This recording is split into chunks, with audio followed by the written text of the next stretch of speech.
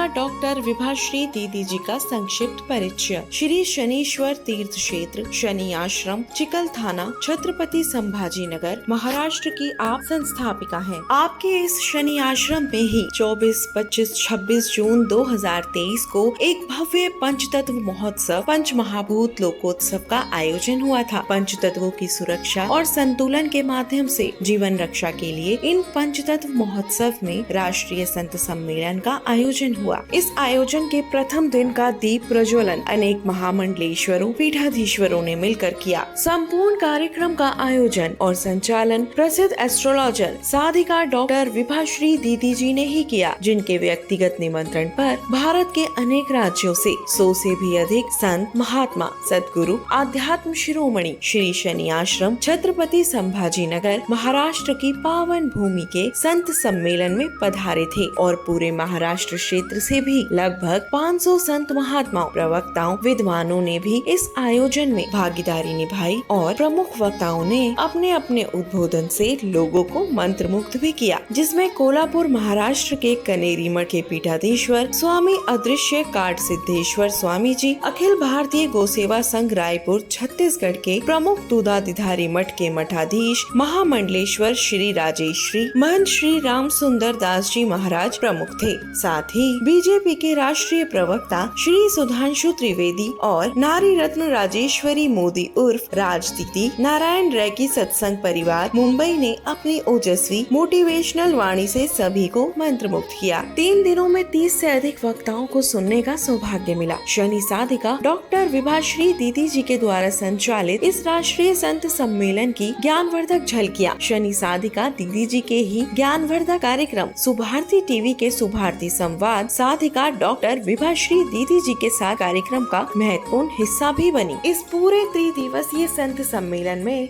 साधिका doctor Vibhashri दीदी जी की सुपुत्री अभिनेत्री विभूति शर्मा जी ने अपना महत्वपूर्ण योगदान दिया और सभी संत महात्माओं अतिथियों की स्वागत व्यवस्था को संभाला।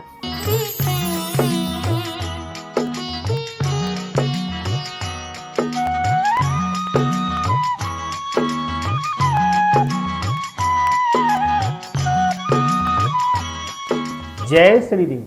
मैं गुंजेश ओझा आपका बहुत बहुत स्वागत करता हूं हमारे विशेष कार्यक्रम सुभारती संवाद डॉक्टर विभाश्री दीदी जी के साथ। दर्शकों, हम आपको फिर से याद दिलाना चाहेंगे कि यह जो हमारा संवाद चल रहा है वह पंचतत्व पे आधारित है। कहने का पर्याय यह है कि शनि आश्रम छत्रपति संभाजी नगर औरंगाबाद महाराष्ट्र में एक त्रिदिवसीय संत सम्मेलन का भव्य आयोजन किया गया, जो 24, 25 और 26 जून को किया गया। कार्यक्रम को आगे बढ़ाते हैं। आगे बढ़ाने से पहले सबसे पहले शनि साधिका डॉक्टर विभाश्री दीदी जी का इस कार्यक्रम में स्वागत करते हैं। दीदी, आपका बहुत बहुत स्वागत है हमारे विशेष कार्यक्रम सुभारती संवाद डॉक्टर विभाश्री दीदी जी के साथ। धन्यवाद। दीदी, कार्यक्रम को आगे बढ़ाते हैं। सबसे पहले आप हमें ये बताइए कि 25 जून 2023 को आपके मंच पर एक मोटिवेशनल स्पीकर आई थी, जो देश ही नहीं विदेश में भी अपना नाम कमाई हुई हैं। वो कौन थी, क्या थी, उसके बारे में विस्तृत जानकारी आप हमारे दर्शकों को दीजिए। मैं आपको बताने जा रही हूँ, उस दिन 25 तारीख को हमारे यहाँ जो भी गेस्ट आए हुए थे उसमें से एक गेस्ट थी हमारे यहाँ राजेश्वरी मोदी, जिनको हम राज दीदी के नाम से जानते हैं। आपने YouTube पर उनके बहुत सारे प्रोग्राम देखे होंगे और उन्होंने लोगों को जीवन जीने की कला सिखाई है। छोटा सा परिचय ये कि उनको नारी रत्न के अवार्ड से पुरस्कृत किया गया है। वे महिलाओं के संस्कारों के ऊपर में वे महिलाओं को सही तरीके से जीवन जीने की कला सिखाने के लिए छोटे छोटे से टिप्स, छोटे छोटे से उदाहरण दिया करती हैं। इसलिए उन्होंने बहुत लोकप्रियता प्राप्त की है। YouTube पर आपने उनके बहुत प्रोग्राम देखे हैं। बम्बई में उन्होंने नारायण रैकी सत्संग परिवार के नाम से काफ़ी बड़ा ग्रुप तैयार किया है। इस संस्था की वो संस्थापिका हैं और पूरे भारत के कई क्षेत्रों में उनके बहुत बड़े बड़े नारायण रैकी सेंटर चलते हैं और ऑनलाइन उनकी क्लासें चलती हैं। प्रतिदिन प्रातः 4 बजे से उनकी रेकी क्लास प्रारंभ हो जाती है।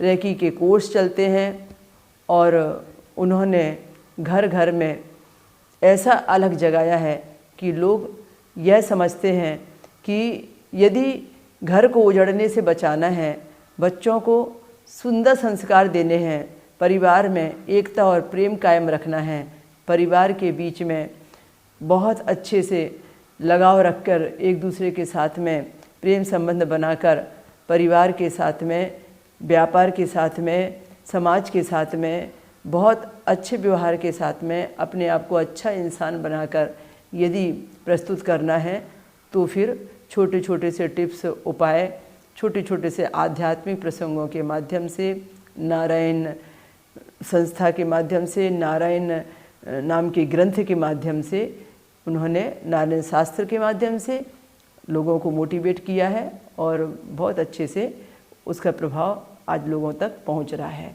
तो ये उनका छोटा सा एक परिचय है। हमने वहाँ पर संत सम्मेलन में उनका एक प्रोग्राम रखा और काफ़ी लोगों ने उसका लाभ उठाया। संत सम्मेलन उससे और भी अच्छा हो गया, ऐसी मेरी सोच है।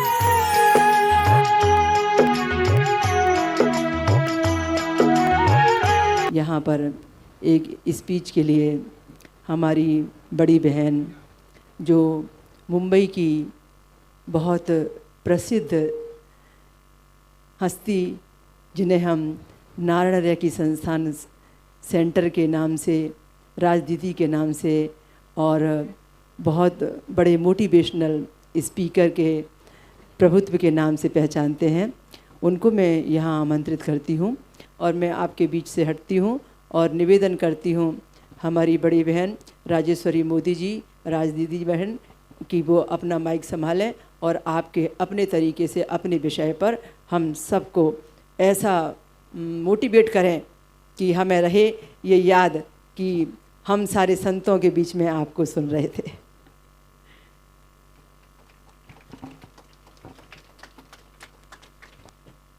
आदरणीय भाइयों और बहनों, आप सभी में विराजित उस सर्वशक्तिमान परमेश्वर को मेरा शत शत नमन। गुरुदेव से प्रार्थना कि अपना आशीर्वाद भरा हाथ मेरे मस्तक पर रखें और माँ सरस्वती से निवेदन कि मेरे कंठ में विराजित हो, ताकि लंच प्रसादी का अनाउंसमेंट होने के बावजूद भी आप लोग बहुत चाव और भाव के साथ बैठे हुए हैं, वो आपका चाव, वो आपका भाव पूरा हो। बहुत बहुत धन्यवाद, बहुत बहुत धन्यवाद। हमारी प्रार्थना, थाम लीजिए राइट हैंड से अपने लेफ्ट हैंड को थाम लीजिए।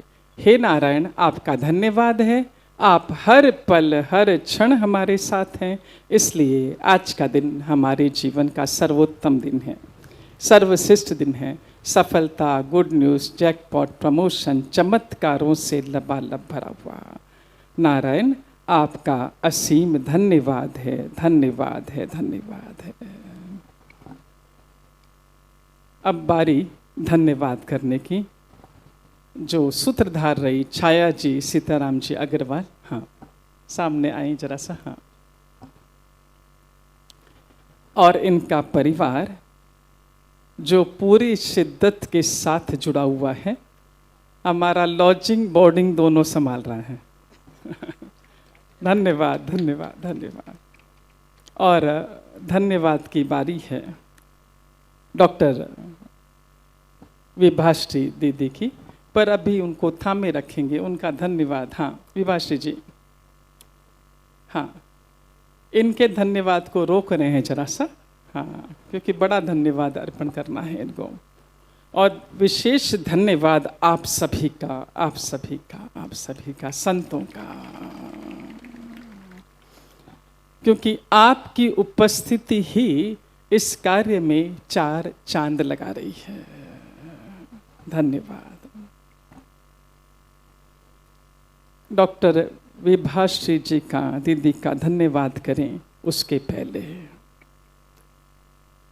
मुझे पता है कि तपती धूप में आप लोग बैठे हुए हो, थोड़ी ठंडक पहुंचाने वाली बातें, फिर उनका आभार व्यक्त करेंगे, धन्यवाद करेंगे। तो पहला प्रसंग, पत्नी का जन्मदिन था। पति ने कार उपहार स्वरूप दी।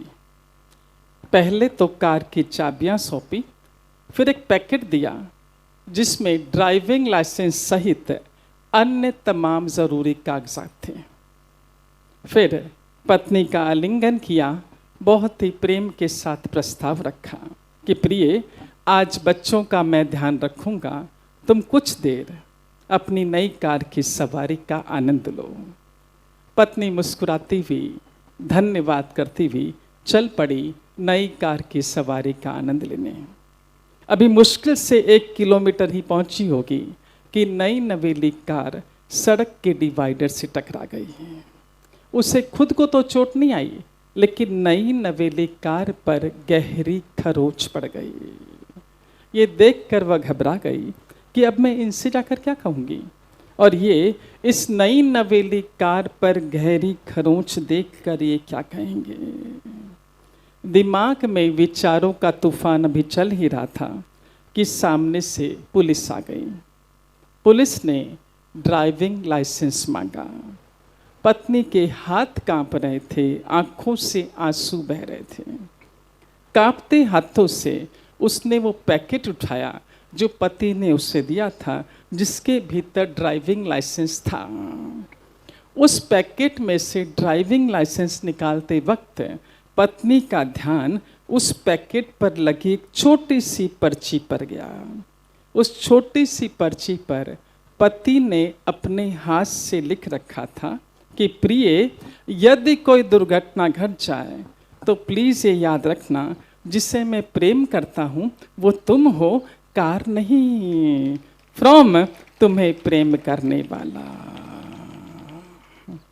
प्रिय, यदि कोई दुर्घटना घट जाए तो प्लीज़ ये याद रखना, जिसे मैं प्रेम करता हूँ वो तुम हो, कार नहीं। फ्रॉम तुम्हें प्रेम करने वाला। भाग्यशाली हैं वे लोग जो ये समझ चुके हैं कि हमें व्यक्तियों से प्रेम करना है और वस्तुओं का उपयोग करना है, न कि वस्तुओं से प्रेम करना और व्यक्तियों का उपभोग करना। कार पर या किसी कीमती वस्तु पर जरा सी खरोंच लग जाने पर हमारा ब्लड प्रेशर ऊपर नीचे हो जाता है, लेकिन हमारी वाणी के माध्यम से जो खरोंच हम अपने अपनों को देते हैं उसकी तो हम परवाह ही नहीं करते। अध्यात्म गुरु मिस्टर राघव लिखते हैं कि उन लोगों को कभी अनदेखा ना करें जो तुम्हारी बहुत परवाह करते हैं। उन लोगों को कभी अनदेखा ना करें जो तुम्हारी बहुत परवाह करते हैं, वरना एक दिन ये एहसास होगा कि पत्थर जमा करते करते हीरा गंवा बैठे। पूर्व राष्ट्रपति श्री अब्दुल जी कलाम तो अक्सर कहा करते थे कि मेरे पास तो प्रेम करने के लिए ही, मेरे पास तो प्रेम करने के लिए ही समय कम पड़ता है। मेरे पास तो लोगों से प्रेम करने के लिए ही समय कम पड़ता है। पता नहीं लोग नफरत के लिए कहाँ से समय निकाल लेते हैं। दूसरा प्रसंग, ठंडक पहुंचा रहा है आपको इस गर्मी में भी? बोलो हाँ। प्रातः का समय था, ठंडी ठंडी मंद मंद हवा बह रही थी। हमने देखा एक गुलाब का फूल खुशी से झूम रहा था। उसे खुशी से झूमते देख आसपास के पेड़ पौधों ने कहा, इतना मत इतराओ, इतना मत इतराओ, शाम होते होते तुम्हारी ये पंखुड़ियां मुरझा जाने वाली है। फूल ने उत्तर दिया, क्या हुआ, जितना जीवन मिला है उतना तो खुशी से जी लो, उतना तो खुश हो लो। आसपास के पेड़ पौधों ने फिर कहा, इतना झूमोगे, इतना इतराओगे तो मालिक की नज़र में आ जाओगे। वो तुम्हें तोड़ कर ले जाएगा और शाम होने से पहले पहले ही तुम्हारा ये जीवन समाप्त हो जाएगा। क्या तुम्हें डर नहीं लगता?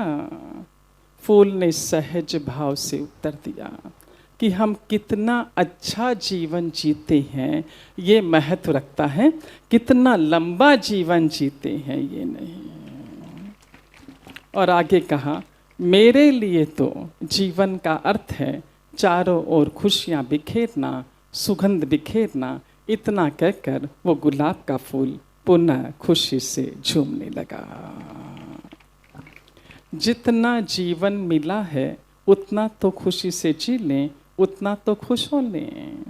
हम कितना अच्छा जीवन जीते हैं ये महत्व रखता है, कितना लंबा जीवन जीते हैं ये नहीं। और जीवन का अर्थ है अपने चारों ओर खुशियां बिखेरना, सुगंध बिखेरना। इतना कहकर वो गुलाब का फूल पुनः खुशी से झूमने लगा। हाँ, डॉक्टर विभाश्री जी दीदी भी संतों की वाणी के माध्यम से सुना कि पंच तत्व का हमारे जीवन में कितना महत्व है। और हम ऐसा क्या करें कि जो आगामी, जैसा कि बोल रहे हैं कि 2030 तक तो अवस्था व्यवस्था पूरी असंतुलित होने की संभावना है, उसके लिए हम क्या कर सकते हैं? वो सारी चीज़ें आपने संतों के मुख से सुनी। हम लोग जो साधारण लोग हैं, गृहस्थ जीवन जी रहे हैं, हम इसमें क्या योगदान दे सकते हैं वो थोड़ा सा हम लोग समझ लेते हैं, है ना।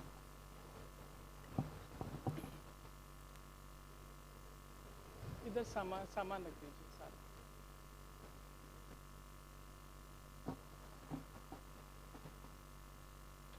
दो चीजों के संपर्क में हम नियमित रहते हैं, जल और बिजली। बाकी चीजें आपने सुनी, इस पर हम लोग क्या कर सकते हैं, योगदान क्या कर सकते हैं। देखिए, जल की कीमत क्या है, शास्त्र क्या कहता है और हमें बचपन से क्या बताया गया, देखिए, है ना। एक सुंदर सा प्रसंग शास्त्रों में वर्णित है, और जब कोई प्रसंग शास्त्रों में वर्णित होता है तो निश्चित है कि वो सत्य होता है। प्रसंग कुछ इस प्रकार का है कि एक राजा था, एक दिन शिकार के लिए निकला और शिकार करते करते घने जंगलों में पहुंच गया।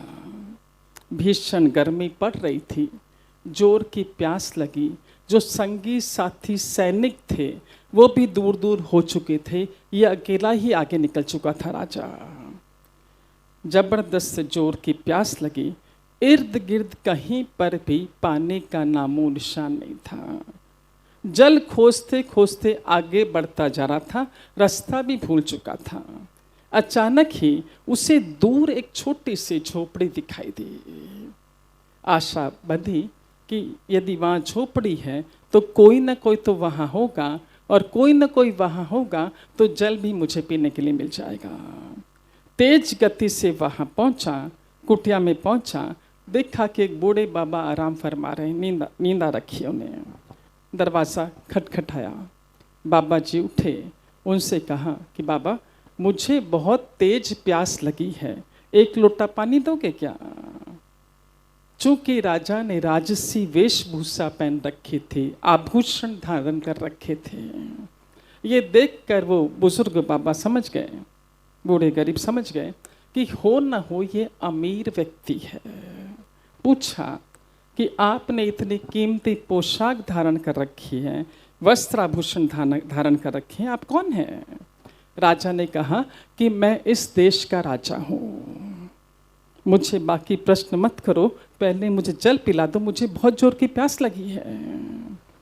उस बूढ़े व्यक्ति ने कहा कि जल तो मैं पिला दूंगा, पर चूंकि तुम इस देश के राजा हो, क्या कीमत दोगे एक लोटे जल की? क्या कीमत चुकाओगे? या मैं खुद एक कोने से जाकर भर के लाता हूँ। राजा ने कहा मन चाहे कीमत दूंगा, जल पिला दो। बोला पहले दो, उसके बाद पिलाऊंगा। गले में से मोटी चेन उतार के उसे थमाई कि अब तो जल पिला दे। इतनी सी कीमत राजा होकर दूसरी चेन निकाली, हाथों के कड़े निकाले, सारे आभूषण उतरवा लिए, जल नहीं दिया। अंत में राजा ने कहा एक काम करो, मेरा पूरा राज्य ले लो पर मुझे एक लोटा जल पिला दो। बोला हाँ। पूरे राज्य की एवज में उन्हें एक लोटा जल पिलाया गया। तो सोचिए इस एक लोटे जल की क्या कीमत है। राजा का पूरा राज्य। इतना भर, इस प्रसंग का इतना भर वर्णन करके शास्त्रों ने छोड़ दिया है, क्योंकि शास्त्र सिर्फ इशारा करके छोड़ते हैं, बाकी हमें चिंतन मनन करना होता है कि वो क्या इशारा कर रहे हैं, क्या कहना चाहते हैं। अब इस बाबत नारायण शास्त्र क्या कहता है। नारायण शास्त्र यानी क्या? सारे शास्त्रों का सार यानी नारायण शास्त्र। अब शुरुआत होती है नारायण शास्त्र की। नारायण शास्त्र कहता है कि यदि शास्त्र कहता है कि एक लोटे जल की कीमत एक राज्य, पूरा राज्य है, तो सोचिए उस जल में कितनी ताकत होगी, कितनी शक्ति होगी, जो उस राजा ने उतनी कीमत चुकाई है। हम सभी सुख, शांति, सेहत, समृद्धि से भरा जीवन जीना चाहते हैं। चाहते हैं कि नहीं? बोलिए, है ना? हाँ, हाथ हिला के बोलना चाहिए। सत्संग के दौरान संतों की उपस्थिति में यदि आप लोगों ने हाथ हिला दिया, गर्दन हिला दी, तो निश्चित है न तो हाथों में आजीवन दर्द आएगा, न गर्दन में कभी दर्द आएगा। निश्चित है ये। अब नारायण शास्त्र क्या कहता है इस बाबत, एक एक चीज ध्यान से सुनिएगा।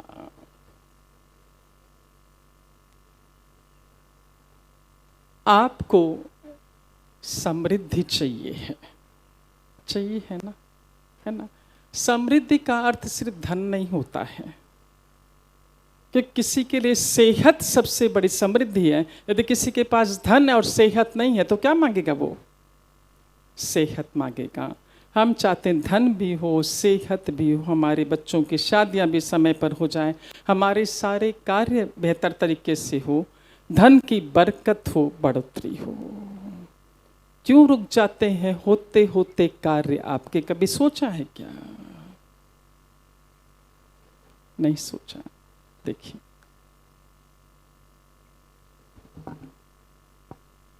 खाली कल्पना कीजिएगा, बात चल रही पंच तत्वों की, सिर्फ जल को ले रहे हैं यहाँ पर। हम जब किसी को पानी ऑफर करते हैं ग्लास भरा हुआ, या हम लोग भी भर कर बैठते हैं, आप 2 सिप पीते हैं, 3 सिप पीते हैं, बचाओ पानी क्या करते हैं? है ना? आज एक दिन खाली टेस्ट कीजिएगा, एक दिन खाली चेक कीजिएगा कि दिन भर में मिनिमम 1 लीटर जल आप लोग वेस्ट करते हो, मिनिमम, कम से कम मिनिमम बोला है। कल तो भाई ने बताया था कि ब्रश करते करते 2-3 बाल्टी पानी नल खुला रखते हैं, बहा देते हैं। हम तो मिनिमम बता रहे हैं। 1 लीटर पानी हम वेस्ट करते हैं, और हमारी कितनी करोड़ की आबादी है?